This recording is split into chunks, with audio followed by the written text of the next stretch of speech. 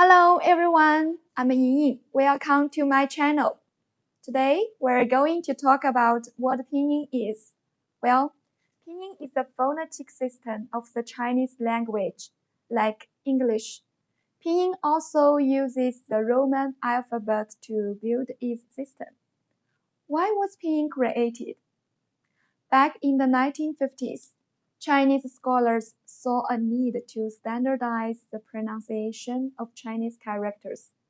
Because there are 56 ethnic groups in China, Pinyin was created to help people read Chinese characters in a unified way. Nowadays, this standardization also makes it much easier for Chinese learners around the world to read Chinese. The Chinese characters you see in your daily life are made of many strokes. For example, here is the word 你好, which means hello in English. But just by looking at these strokes, you can't tell how to pronounce it. That's why learning Pinyin is very important. So, what does Pinyin consist of? Let's take a word as an example.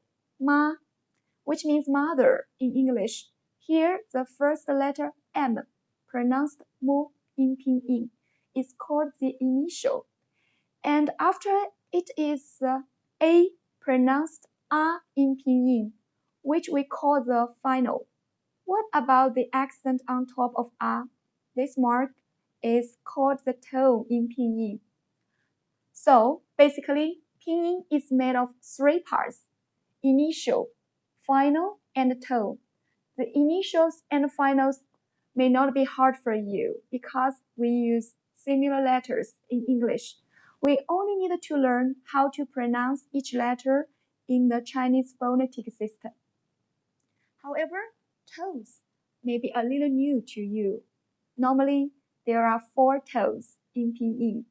For example, the word ma has a flat tone, which we call the first tone.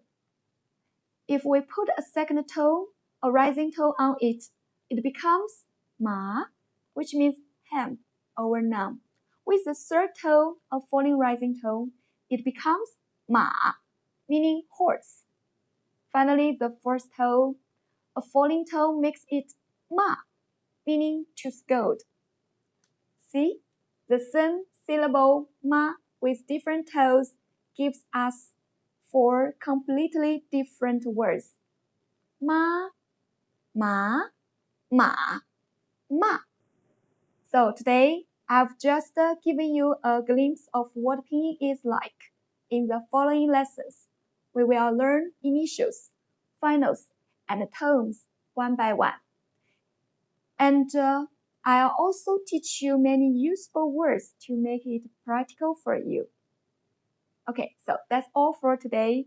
Thanks for watching.